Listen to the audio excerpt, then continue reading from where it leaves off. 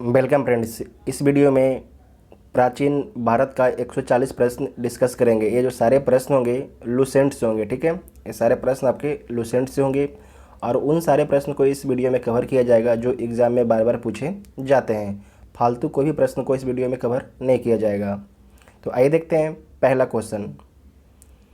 पहला क्वेश्चन है कि भारत में मानव का सर्वप्रथम साक्ष्य कहाँ से मिला है? तो नर्मदा घाटी से मिलता है। खाद्यान्नों की कृषि सर्वप्रथम प्रारंभ हुई थी, तो किस काल में प्रारंभ हुई थी? तो नवपाषाण काल में प्रारंभ हुई थी।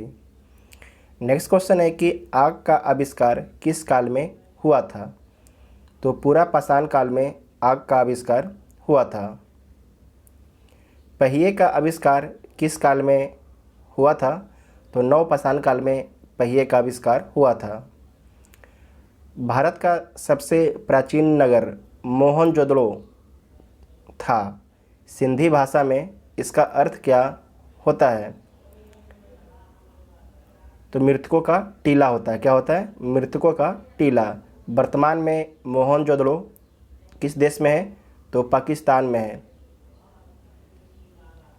नेक्स्ट क्वेश्चन है कि मानव के साथ कुत्तों को दफनाए जाने का साक्ष्य कहाँ से मिला है? तो बुर्ज होम जम्मू कश्मीर से मिला है। बुर्ज होम जम्मू कश्मीर से। मानव ने सर्वप्रथम किस धातु का प्रयोग किया है? तो मानव ने सर्वप्रथम तांबा धातु का प्रयोग किया है। लोहा मत मारिएगा, तांबा, ठीक है। मनुष्य ने सबसे पहले किस जानवर को पालतू बनाया था? तो कुत्ता को पालतू बनाया था। इसका साक्ष्य कहाँ से मिलता है? तो राजस्थान से। नेक्स्ट क्वेश्चन है कि हड़प्पा की सभ्यता के समकालीन है। तो आपको याद रखना है मेसोपोटामिया की जो सभ्यता है वो हड़प्पा की सभ्यता की समकालीन है। सैंधव सभ्यता का महान स्नानागार कहाँ से प्राप्त हुआ है? तो मोहनजोदड़ो से। कहाँ से? मोहनजोदड़ो से। जूते हुए खेत और नक्काशीदार ईंटों के प्रयोग का साक्ष्य कहाँ से प्राप्त हुआ है? तो कालीबंगा राजस्थान से, ठीक है। जूते हुए खेत के साक्ष्य और नक्काशीदार ईंटों का साक्ष्य ये दोनों कहाँ मिला है? कालीबंगा से। और कालीबंगा किस राज्य में है? तो राजस्थान में है। लोथल किस नदी के किनारे स्थित है? तो लोथल भोगवा नदी के किनारे स्थित है। और लोथल किस राज्य में है? तो गुजरात राज्य में लोथल है। सिंधु घाटी सभ्यता का पत्तन नगर, ठीक है, बंदरगाह नगर था, कौन था? तो लोथल था और सुतकोतदा था, ठीक है। वेरी वेरी इंपॉर्टेंट है, इसे याद रखिएगा। नेक्स्ट है कि सिंधु घाटी के लोग पूजा करते थे, तो किसका पूजा करते थे? पशुपति की, ठीक है, जिसे वर्तमान में शिव बोला जाता है। हड़प्पाकालीन स्थलों में किस धातु की प्राप्ति नहीं हुई? तो लोहा की प्राप्ति नहीं हुई, आपको बता चुके हैं, ठीक है। एक उन्नत जल प्रबंधन व्यवस्था का साक्ष्य कहाँ से मिला है? हड़प्पा में। तो धौलावीरा से मिलता है। कहाँ से मिलता है? धौलावीरा से। और धौलावीरा किस राज्य में है? तो गुजरात राज्य में है। वेरी वेरी इंपॉर्टेंट क्वेश्चन है, ये VVI क्वेश्चन है, ठीक है। कौन सी सभ्यता नील नदी के तट पर विकसित हुई है? तो मिस्र की सभ्यता जो है नील नदी के तट पर विकसित हुई है। सिंधु सभ्यता में मुख्य फसल थी गेहूं और जौ, जो है मुख्य फसल सिंधु घाटी सभ्यता में थी। चावल के प्रथम साक्ष्य कहाँ से मिला है? तो लोथल से मिला है। स्वतंत्रता प्राप्ति पश्चात हड़प्पा संस्कृति के सर्वाधिक स्थल किस राज्य में मिला है? तो गुजरात राज्य में जो है 1947 के बाद जो भी खनन हुआ है उसके बाद सर्वाधिक स्थान कहाँ पर मिला है? 1947 के बाद तो गुजरात में मिला है, ठीक है, हड़प्पा का स्थल। आर्यों की भाषा क्या थी? तो आर्यों की भाषा संस्कृत थी। सबसे पुराना वेद कौन सा है? तो ऋग्वेद है, सबसे पुराना वेद है। 10 राग युद्ध का उल्लेख ऋग्वेद के किस मंडल में है? दशराग युद्ध, ठीक है। तो आपको ध्यान रखना है, एक दशराग युद्ध हुआ था जिसका उल्लेख ऋग्वेद के 7वें मंडल में किया गया है। ऋग्वेद के ऋचाओं के पढ़ने वाले ऋषि क्या कहलाते हैं? तो होत्र कहलाते हैं। क्या कहलाते हैं? होत्र। यजुर्वेद पाठकर्ता को क्या कहते हैं? तो अथर्वयु कहते हैं। सामवेद के पाठकर्ता को क्या कहते हैं? उद्रात्र, ठीक है। स्त्री को पुरुष का अर्धांगिनी कहा गया तो शतपथ ब्राह्मण में, ठीक है। शतपथ ब्राह्मण में स्त्री को जो है पुरुष का अर्धांगिनी कहा गया है। जैन धर्म का प्रारंभिक इतिहास ज्ञात होता है तो कल्प सूत्र से, ठीक है, कल्प सूत्र से। अर्थशास्त्र के लेखक कौन हैं? तो चाणक्य, जिन्हें कौटिल्य और विष्णुगुप्त भी बोला जाता है। ये नाम भी याद रखिएगा। कौटिल्य या विष्णुगुप्त किसे बोला जाता है? तो चाणक्य को। और अर्थशास्त्र के जो पुस्तक है उसके लेखक हैं। आपको ध्यान रखना है कि जो अर्थशास्त्र पुस्तक है ये इकोनॉमिक पर नहीं है, ये राजनीतिक पर है, ठीक है। ये राजनीतिक पर पुस्तक है, याद रखिएगा, वेरी इंपॉर्टेंट है। राजतरंगिणी पुस्तक के लेखक कौन है? तो कल्हण है, ठीक है, कल्हण है। आर्यों का समाज था, पितृ प्रधान था, ठीक है, पितृ प्रधान था आर्यों का समाज। आर्यों का मुख्य व्यवसाय था पशुपालन एवं कृषि था आर्यों का मुख्य व्यवसाय। आर्यों द्वारा खोजी गई धातु थी तो लोहा, ठीक है, लोहा। तांबा किसके द्वारा खोजा गया था? तो हड़प्पा वासी के द्वारा। और अगर लोहा बोलता है तो आर्यों के द्वारा। ऋग्वेद में उल्लेखित सभी नदियों में सबसे महत्वपूर्ण नदी कौन था? तो कौन था? सरस्वती नदी, ठीक है, सरस्वती नदी। उत्तर वैदिक काल में निष्क और शतमान क्या थी? तो मुद्रा की इकाई थी। क्या थी? मुद्रा की इकाई। सत्यमेव जयते कहाँ से लिया गया है? मुंडको उपनिषद से। वेरी इंपॉर्टेंट है, इसे मार्क कर लीजिएगा। सत्यमेव जयते कहाँ से लिया गया है? तो मुंडको उपनिषद से। महाभारत का पुराना नाम क्या है? तो जय संहिता। क्या है? जय संहिता। 16 महाजनपदों की सूची उपलब्ध है अंगुत्तर निकाय में। अंगुत्तर निकाय में, ठीक है, ये बौद्ध धर्म का है। जैन धर्म के संस्थापक थे ऋषभदेव। कौन थे? ऋषभदेव जो हैं जैन धर्म के संस्थापक हैं। जैन धर्म के 24वें एवं अंतिम तीर्थंकर कौन हैं? तो महावीर स्वामी हैं, जिनके पिता का नाम सिद्धार्थ है और माता का नाम त्रिशला, ठीक है, त्रिशला। महावीर स्वामी को ज्ञान किस नदी के किनारे प्राप्त हुआ था? तो ऋजुपालिका नदी के किनारे, ठीक है, वेरी इंपॉर्टेंट है। जैन धर्म के द्वितीय संगतियों का आयोजन कहाँ हुआ है? तो आपको याद रखना है, जैन धर्म में 2 संगति का आयोजन किया जाता है, 2 संगति का, ठीक है। तो पहला पाटलिपुत्र में और दूसरा गुजरात के वल्लभी में, ठीक है, गुजरात के वल्लभी में। वेरी वेरी इंपॉर्टेंट है, इसे ध्यान रखिएगा। बौद्ध धर्म के संस्थापक थे तो गौतम बुद्ध थे। कौन थे? गौतम बुद्ध, जिनके पिता का नाम शुद्धोधन था और माता का नाम माया देवी, और सौतेली माँ जिन्होंने पालन पोषण किया गौतम बुद्ध का, उनका नाम था प्रजापति गौतम, और इसे कर लीजिएगा प्रजापति गौतमी, ठीक है। और पुत्र राहुल थे गौतम बुद्ध के, ठीक है। गौतम बुद्ध का जन्म कहाँ हुआ था? तो लुम्बिनी में हुआ था, ठीक है, लुम्बिनी। कपिलवस्तु एक लुम्बिनी एक स्थान है कपिलवस्तु में, ठीक है। अब वर्तमान में जो लुम्बिनी किस देश में है? तो आपके नेपाल में है। और इनका जन्म कब हुआ था? तो 563 BC में इनका जन्म हुआ था। वेरी इंपॉर्टेंट है। सिद्धार्थ बचपन का नाम को ज्ञान की प्राप्ति किस नदी के किनारे हुआ? जो सिद्धार्थ है इनका बचपन का नाम है, ठीक है।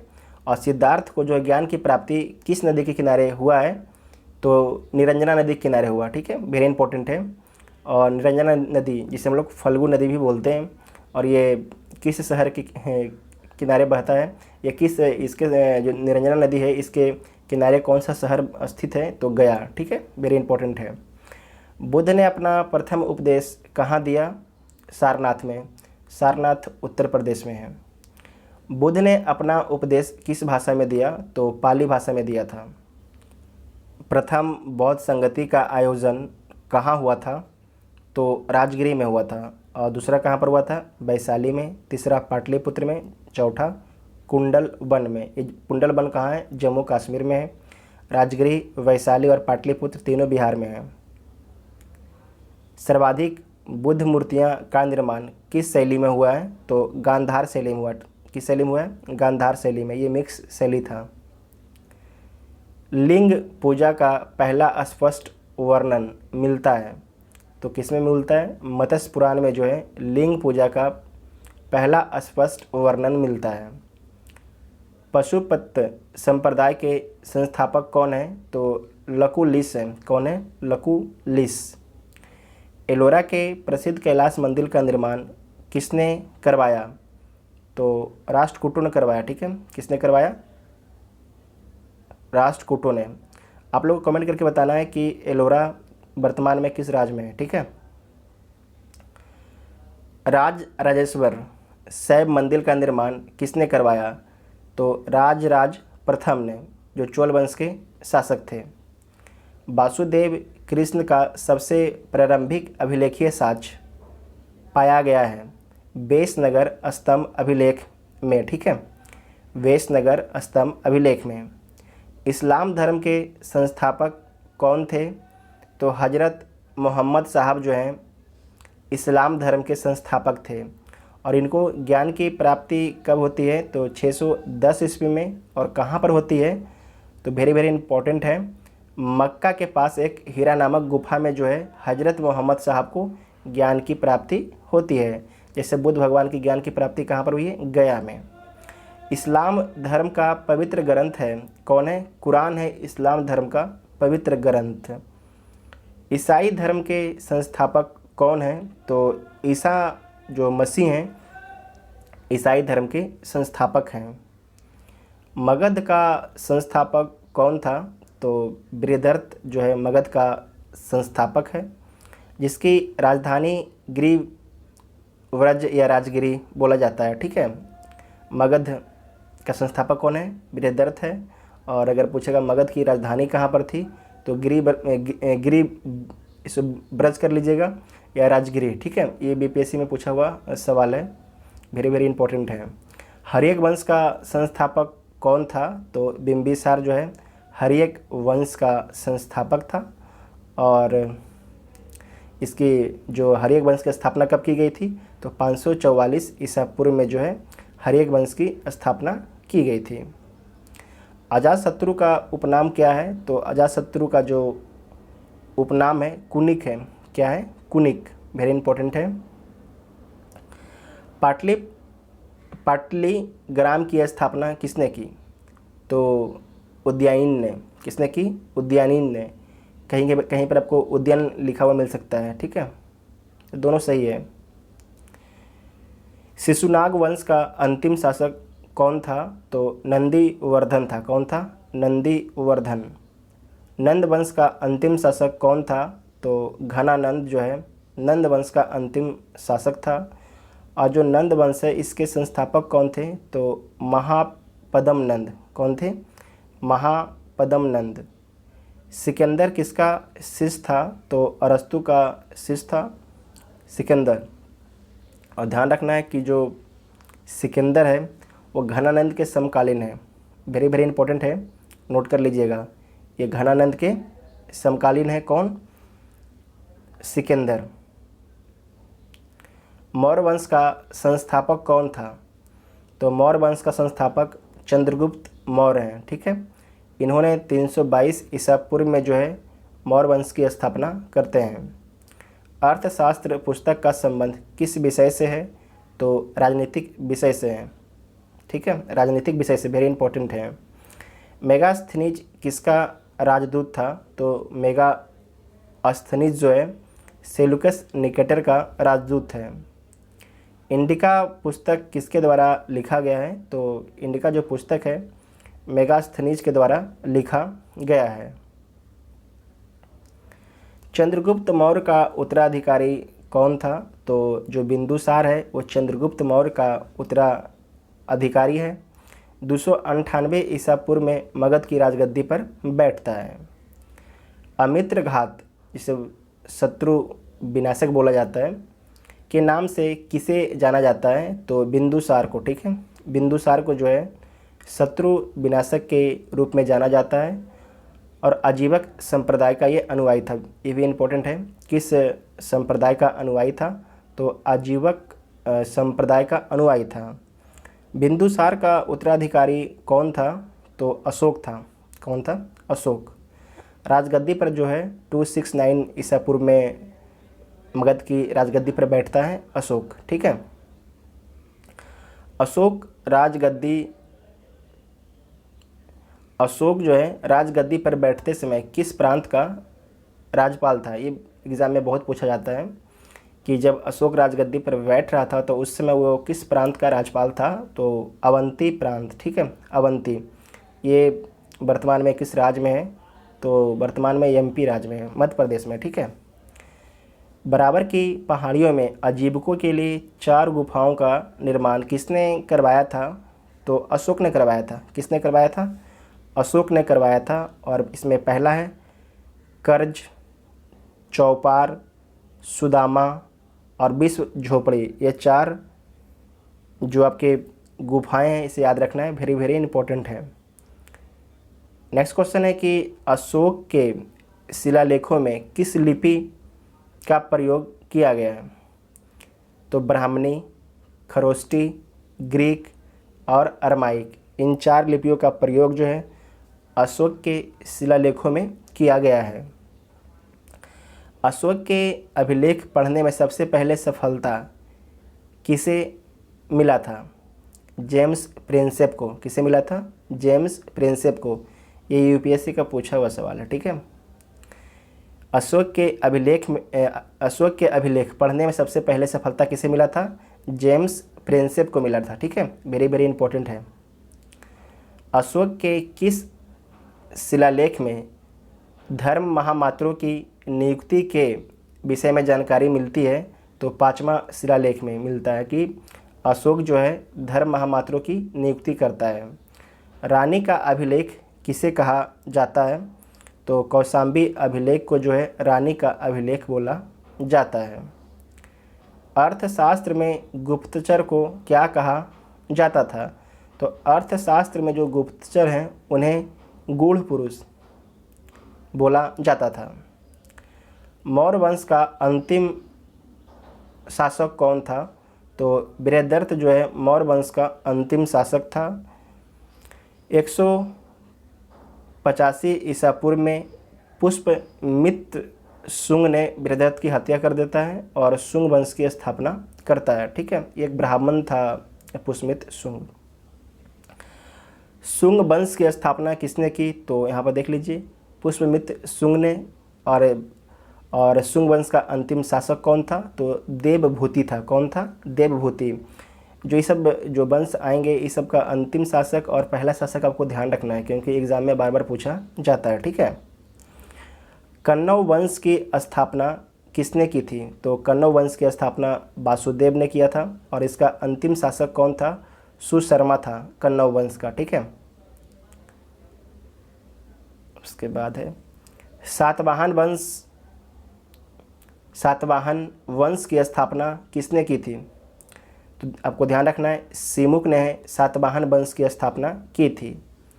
ब्राह्मणों को भूमि अनुदान देने की प्रथा का आरंभ किस वंश के शासक ने किया? तो सातवाहन शासकों ने किया था। वेरी इंपॉर्टेंट है, इसे मार्क कर लीजिएगा। नेक्स्ट क्वेश्चन है कि सातवाहनों की राजकीय भाषा एवं लिपि क्या थी? तो प्राकृत एवं ब्राह्मणी दोनों थी, ठीक है, प्राकृत एवं ब्राह्मणी दोनों थी। नेक्स्ट है कि मिनांडर ने बौद्ध धर्म की दीक्षा किससे ली? तो आपको ध्यान रखना है नागसेन से लिया, ठीक है, नागसेन, जिसे नागा अर्जुन भी बोला जाता है। भारत में सबसे पहले सोने के सिक्के किसने जारी की थी? तो हिंद यूनानियों ने भारत में सबसे पहले सोने के सिक्के जारी किए थे। नेक्स्ट है कि विक्रम संवत का शुरुआत कब हुआ था? तो 58 ईसा पूर्व में, वेरी वेरी इंपॉर्टेंट है। कब शुरुआत हुआ था विक्रम संवत का? तो 58 ईसा पूर्व से। शकों का सबसे प्रतापी शासक कौन था? तो रुद्र दामन जो है शकों का सबसे प्रतापी, सबसे प्रसिद्ध, सबसे इम्पोर्टेंट शासक था। सुदर्शन झील का जीर्णोद्धार किसने किया? तो सुदर्शन झील आपके किस राज्य में स्थित है? तो गुजरात राज्य में सुदर्शन झील स्थित है, ठीक है। अब पूछा जा रहा है कि इसका जीर्णोद्धार किसने किया? तो रुद्र दामन प्रथम ने इसका जीर्णोद्धार किया, मतलब कि टूट फूट गया था, दोबारा बनाया। और इसे बनाया गया था मौर्य, जो मौर्य काल के शासक थे उनके द्वारा इसे बनाया गया था। कनिष्क ने शक संवत कब चलाया? जो कनिष्क है शक संवत कब चलाया? तो 58 ईस्वी में चलाया। शक संवत को जो है भारत सरकार द्वारा प्रयोग में लाया जाता है। तो ये आपके एग्ज़ाम के लिए वेरी वेरी इंपॉर्टेंट हो गया, ठीक है, आपके एग्ज़ाम के लिए वेरी इंपॉर्टेंट हो गया। कनिष्क ने शक संवत कब चलाया? तो 58 ईसा पूर्व में। आपको ध्यान रखना है कि जब बौद्ध धर्म का चौथा बौद्ध संगति का आयोजन जो है जम्मू कश्मीर में कनिष्क के शासनकाल में ही होता है। इसे आप लोग याद रखिएगा इस तरीके से करके, ठीक है। भारत का आइंस्टीन किसे कहा जाता है? तो नागा अर्जुन को। किसे बोला जाता है? नागा अर्जुन को। और क्यों बोला जाता है? क्योंकि इन्होंने सापेक्षता का सिद्धांत दिया था। कुषाण वंश के संस्थापक कौन था? तो कुषाण वंश के जो संस्थापक हैं कुजुल कड़फिसेस हैं। कौन है? कुजुल कड़फिसेस हैं। और अंतिम शासक कौन है? अंतिम शासक आपके वासुदेव हैं कुषाण वंश के। गांधार शैली एवं मथुरा शैली, वेरी इंपॉर्टेंट है, का विकास किस शासक के शासनकाल में हुआ?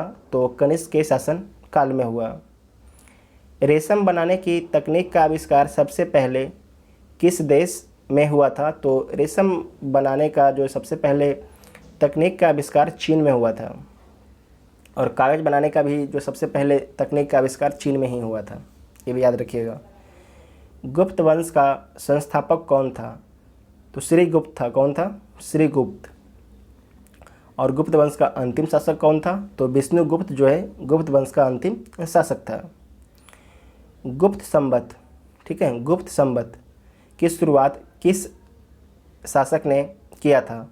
तो चंद्रगुप्त प्रथम ने, ठीक है, चंद्रगुप्त प्रथम ने जो है गुप्त संवत का शुरुआत करता है। और कब करता है? 319 से 320 ईस्वी के बीच में। भारत का नेपोलियन किस शासक को कहा जाता है? तो भारत का जो नेपोलियन है समुद्रगुप्त को बोला जाता है, ठीक है।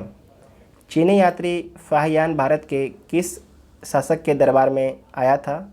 तो चंद्रगुप्त मौर्य द्वितीय के दरबार में आया था। वेरी इंपॉर्टेंट है, इसे दोबारा देख लीजिए कि चीनी यात्री फाहियान भारत के किस शासक के दरबार में आया था? तो चंद्रगुप्त मौर्य द्वितीय के दरबार में आया था फाहियान, ठीक है।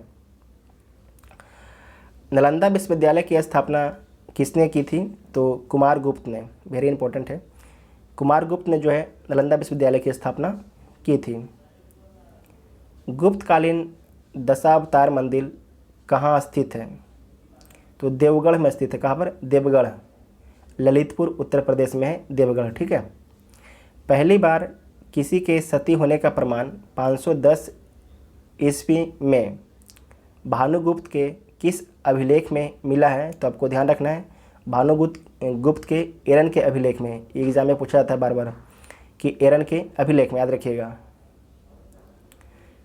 संस्कृत भाषा का सबसे प्रसिद्ध कवि कालिदास किस शासक के दरबार में रहते थे? तो चंद्रगुप्त द्वितीय के दरबार में रहते थे। ठीक है, चंद्रगुप्त द्वितीय के दरबार में। नेक्स्ट क्वेश्चन है कि गुप्त राजाओं की शासकीय भाषा क्या थी? तो जो गुप्त राजा हैं उनकी शासकीय भाषा संस्कृत थी। सांस्कृतिक उपलब्धियों के कारण किस काल को स्वर्ण युग कहा जाता है? तो सांस्कृतिक उपलब्धियों के कारण जो ही गुप्त काल को स्वर्ण युग बोला जाता है। पुष्प भूति वंश के संस्थापक कौन था? तो पुष्प भूति ही था। ठीक है, पुष्प भूति ही था। बोधि वृक्ष जो बोध गया में था वो किसने कटवा दिया था? तो शशांक ने कटवा दिया था बोधि वृक्ष को। ठीक है। चीनी यात्री हुएन सांग किस शासक के दरबार में भारत आता है? तो हर्षवर्धन के दरबार में भारत में आता है। इसे आप लोग याद रखिएगा, हा से हुएन सांग, हा से हर्षवर्धन। हम इसी प्रकार से इसको याद किए हैं ताकि कन्फ्यूज ना हो। ठीक है, हुएन सांग किसके शासनकाल में भारत में आया? हर्षवर्धन के शासनकाल में। इसे आप लोग इसी प्रकार से याद कर सकते हैं, हा से हुएन सांग, हा से हर्षवर्धन। ठीक है। पल्लव वंश का संस्थापक कौन था? तो सिंह विष्णु था। कौन था? सिंह विष्णु। और अंतिम शासक कौन था पल्लव वंश का? अपराजित वर्मन। ठीक, अपराजित वर्मन। राष्ट्रकूट राजवंश का संस्थापक कौन था? तो दंती दुर्ग था। ठीक है, दंती दुर्ग। 752 ईस्वी में जो है राष्ट्रकूट राजवंश की स्थापना की जाती है। एलोरा के प्रसिद्ध मंदिर का निर्माण किस शासक ने करवाया था? तो कृष्ण प्रथम ने। किसने करवाया था? कृष्ण प्रथम ने। वेरी इंपॉर्टेंट है। नेक्स्ट है कि कल्याणी के चालुक वंश की स्थापना किसने की थी? तो तैलप द्वितीय ने। ठीक है, तैलप द्वितीय ने। और तैलप द्वितीय की राजधानी कहाँ थी? मनखेट थी। कहाँ थी? मनखेट। ऐहोल अभिलेख का संबंध किस शासक से है? तो पुलकेशिन द्वितीय से है। और पुलकेशिन द्वितीय के जो लेखक कौन है? तो रवि कीर्ति हैं। कौन है? रवि कीर्ति। वेरी इंपॉर्टेंट है, इसे याद रखिएगा। चोल वंश का संस्थापक कौन था? तो चोल वंश का संस्थापक विजयालय हैं। और चोल वंश का अंतिम शासक कौन है? तो राजेंद्र तृतीय। नेक्स्ट क्वेश्चन है कि किस चोल शासक ने गंगईकोंड चोल की उपाधि धारण किया था? तो किसने किया था? राजेंद्र प्रथम ने। ठीक है, गंगईकोंड चोलपुरम की उपाधि। बंगाल के पाल शासक जो हैं महिपाल को पराजित करने के बाद जो है राजेंद्र प्रथम ने गंगईकोंड चोल की उपाधि धारण किया था। स्थानीय शासन किस वंश के प्रशासन की मुख्य विशेषता थी? तो चोल वंश के प्रशासन की मुख्य विशेषता थी। कभी कभी आपसे पूछ देगा कि विकेंद्रीकरण जो है किस वंश की देन है? ये इस तरीके से पूछ सकता है कि विकेंद्रीकरण जो है किस वंश में प्रचलित था? तो चोल वंश के शासनकाल में जो है विकेंद्रीकरण प्रचलित था, मतलब पंचायती राज। ठीक है, याद रखिएगा। चोल काल का सबसे महत्वपूर्ण बंदरगाह कौन था? तो कावेरी पट्टनम जो है चोल काल का सबसे महत्वपूर्ण बंदरगाह था।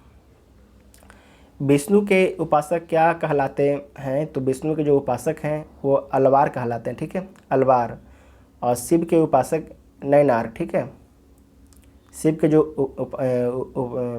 उपासक क्या कहलाते हैं? नैनार कहलाते हैं। और विष्णु के अलवार कहलाते हैं। इतना आप लोगों को ध्यान रखना है। शिव, ठीक है, शिव, इसे याद रख सकते हैं। शिव, शिव के जो तीसरा नेत्र होता है उसे हम लोग क्या बोलते हैं? नयन बोलते हैं। ठीक है, नयन बोलते हैं। तो नैनार। शिव किसके उपासक हैं? शिव के उपासक कौन है? नैनार हैं। इस तरीके से याद रख सकते हैं आप लोग। देवगिरी के यादव वंश की स्थापना किसने की थी? तो भिल्लम पंचम ने। और अंतिम शासक कौन है? रामचंद्र। ये भी वेरी इंपॉर्टेंट है। मलिक काफूर किस शासक का सेनापति था? तो अलाउद्दीन खिलजी का। ठीक है, अलाउद्दीन खिलजी का। आप लोग पद्मावत मूवी में भी देखे होंगे इसे। पाल वंश का संस्थापक कौन था? तो जो पाल वंश है उसका संस्थापक गोपाल है। कौन है? गोपाल। और 750 से ईस्वी में जो है पाल वंश की स्थापना की जाती है और पाल अपनी राजधानी मुंगेर बनाते हैं। उदंतपुरी विश्वविद्यालय, ये बिहार में स्थित है, की स्थापना किसने की? तो आपको ध्यान रखना है, उदंतपुरी जो विश्वविद्यालय है इसकी स्थापना गोपाल के द्वारा किया गया है और जो गोपाल है ये बौद्ध धर्म का अनुयायी है। विक्रमशिला विश्वविद्यालय की स्थापना किसने की थी? तो धर्मपाल ने जो है विक्रमशिला विश्वविद्यालय की स्थापना की थी। कश्मीर में कारकोट वंश, जिसे हिंदू वंश भी बोला जाता है, की स्थापना किसने की थी? तो दुर्लभ वर्धन ने जो है कश्मीर में कारकोट वंश की स्थापना की थी। कश्मीर का मार्तंड मंदिर का निर्माण किस शासक ने करवाया? तो वेरी इंपॉर्टेंट है, ललितादित्य मुक्तापीड ने। ठीक है, जो कारकोट वंश का सबसे शक्तिशाली राजा था। इसे आप लोग वेरी इंपॉर्टेंट मार्क कर लीजिएगा। नेक्स्ट है कि कल्हन, जिसका पुस्तक है राजतरंगिणी, किस शासक के दरबार में रहता था? तो हर्ष के दरबार में रहता था। और जो हर्ष है वो किस वंश से संबंधित है? तो लोहार वंश से संबंधित है। आपको ध्यान रखना है कि जो कल्हन के द्वारा राजतरंगिणी लिखी गई है इसमें जम्मू कश्मीर के इतिहास के बारे में लिखा गया है।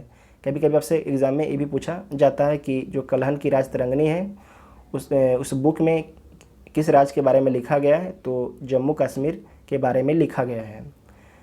गुर्जर प्रतिहार वंश का संस्थापक कौन था? तो नागभट्ट प्रथम था। चौहान वंश का संस्थापक कौन था? तो वासुदेव जो है चौहान वंश का संस्थापक था। और इसका अंतिम शासक कौन था चौहान वंश का? तो पृथ्वीराज तृतीय। ठीक है, पृथ्वीराज तृतीय। नेक्स्ट आपका है कि पृथ्वीराज तृतीय का राजकवि कौन था? वेरी इंपॉर्टेंट है, चंद्रबरदाई था। कौन था? चंद्रबरदाई। इसके द्वारा पृथ्वीराज रासो पुस्तक लिखी गई है। नेक्स्ट है कि तराइन का प्रथम युद्ध कब हुआ था? तो तराइन का जो प्रथम युद्ध हुआ 1191 ईस्वी में होता है। इसमें जो पृथ्वीराज चौहान है वो मोहम्मद गौरी को हरा देते हैं। जबकि दूसरा युद्ध कब होता है? तो तराइन का 1192 में होता है। इसमें पृथ्वीराज तृतीय जो हैं उनको मोहम्मद गौरी हरा देता है और उनको बंदी बना लेता है। कविराज की उपाधि से किस शासक को विभूषित किया गया था? तो राजा भोज को। किसे? राजा भोज को। परमार वंश का सर्वाधिक शक्तिशाली शासक राजा भोज थे, जिनकी राजधानी उज्जैन थी। कहाँ पर थी? उज्जैन। उज्जैन वर्तमान में किस राज्य में है? तो मध्य प्रदेश में। कहाँ है? मध्य प्रदेश में। चंदेल वंश के संस्थापक कौन था? तो नन्नुक जो है चंदेल वंश का संस्थापक है और जिसकी राजधानी कहाँ पर है? खजुराहो। ठीक है, खजुराहो। खजुराहो भी आपके मध्य प्रदेश में है। सोलंकी वंश का संस्थापक कौन था? तो सोलंकी जो वंश है उसका संस्थापक मूलराज प्रथम था। कौन था? मूलराज प्रथम। और अंतिम शासक कौन था? भीम द्वितीय था। किसके शासन काल में महमूद गजनी ने सोमनाथ के मंदिर पर आक्रमण किया था? तो भीम प्रथम के समय। इस क्वेश्चन को दोबारा पढ़ लीजिए। किसके शासनकाल में महमूद गजनी, ठीक है, महमूद गजनी एक विदेशी आक्रमणकारी है, ने सोमनाथ के मंदिर पर आक्रमण किया? तो उस समय जो शासन कर रहे थे भीम प्रथम। भीम प्रथम के सामंत बिमल ने आबू पर्वत पर दिलवाड़ा का प्रसिद्ध जैन मंदिर बनवाया। वेरी वेरी इंपॉर्टेंट है। तो आपसे पूछा जा सकता है कि आबू पर्वत पर स्थित दिलवाड़ा का प्रसिद्ध जैन मंदिर किसके द्वारा बनवाया गया है? तो आपको याद रखना है भीम प्रथम के सामंत बिमल के द्वारा। ठीक है, बिमल के द्वारा। वेरी इंपॉर्टेंट है। कलचुरी वंश का संस्थापक कौन था? तो कोक्कल जो है कलचुरी वंश का संस्थापक था और राजधानी कहाँ पर आपकी है? त्रिपुरी है। कहाँ पर है? त्रिपुरी। नेक्स्ट है कि खतौली का युद्ध 1518 ईस्वी में किसके किसके बीच में लड़ा गया? तो वेरी इंपॉर्टेंट है, राणा सांगा और इब्राहिम लोदी के बीच में खतौली का युद्ध जो है 1518 ईस्वी में लड़ा जाता है। आर्यभट्टियम सूर्य सिद्धांत नामक ग्रंथ किसके द्वारा लिखा गया है? तो आर्यभट्ट के द्वारा। ठीक है, आर्यभट्ट के द्वारा, इनके द्वारा 0 दिया गया है, आर्यभट्ट के द्वारा ही 0